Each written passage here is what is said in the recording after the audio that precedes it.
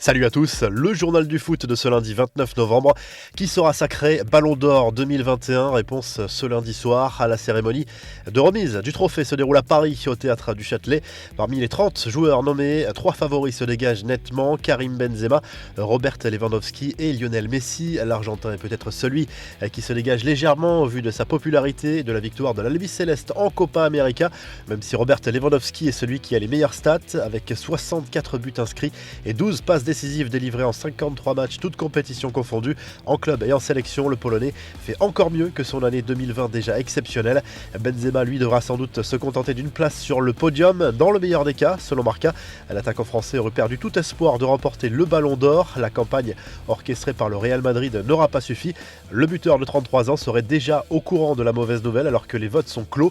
Encore une grosse blessure pour Neymar, sorti sur une civière à Saint-Etienne. Le Brésilien pourrait être éloigné des terrains durant environ 6 semaines. Les premiers examens passés par la star du PSG ont révélé une grosse entorse. Le joueur va passer à des examens complémentaires ce lundi qui détermineront la nature exacte de sa blessure. Après avoir quitté le stade en s'aidant de béquilles, Neymar a posté un message combatif sur les réseaux sociaux. Il faut récupérer, malheureusement ces choses font partie de la vie d'un athlète. Il faut relever la tête, c'est parti, je reviendrai plus fort, a promis le joueur parisien. Les infos en bref avec l'une des images du week-end, fait extrêmement rare. Cristiano Ronaldo a débuté la rencontre contre Chelsea sur le banc dimanche en Première Ligue. Un choix très fort de Michael Carrick qui a dû surprendre l'international portugais, peu habitué à se retrouver sur le banc, surtout pour un match important. L'entraîneur intérimaire de Manchester United lui a préféré un trio Rashford, Fernandes, Sancho au coup d'envoi. CR7 est entré après l'heure de jeu.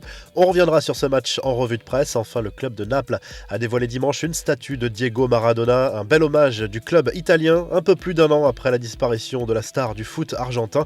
Maradona a joué durant 8 saisons au Napoli de 1984 à 1992 et a laissé un souvenir impérissable. La revue de presse, le journal L'Équipe consacre sa une à la victoire du PSG sur le terrain de l'AS Saint-Etienne en Ligue 1. Le club parisien qui caracole en tête peut également se féliciter de la première encourageante de Sergio Ramos, mais devra se passer à des services de Neymar pendant environ un mois et demi. Un moindre mal, diront certains, au vu de la blessure du Brésilien. En Espagne, la joie de Vinicius Junior à la une de Marca. Le Brésilien a offert la victoire au Real Madrid en fin de match contre le FC Séville. Karim Benzema a marqué le premier but madrilène lors de ce succès 2-1 à Bernabéu. Le club merengue prend le large en tête de la Liga avec 4 points d'avance désormais sur son nouveau dauphin, l'Atlético Madrid. En Angleterre, le Daily Mail Sport revient sur le match nul décroché par Manchester United sur la pelouse de Chelsea dimanche en Première Ligue. Jorginho sur pénalty a répondu à l'ouverture du score de Sancho. Un résultat encourageant pour les Red Devils, pour la première de Carrick sur le banc en championnat. Enfin en Italie, le Corriere dello Sport salue le carton du Napoli contre la Lazio Rome en Serie A. Une victoire 4-0 décrochée par les Napolitains grâce à Zielinski, Mertens par 2 fois et Ruiz.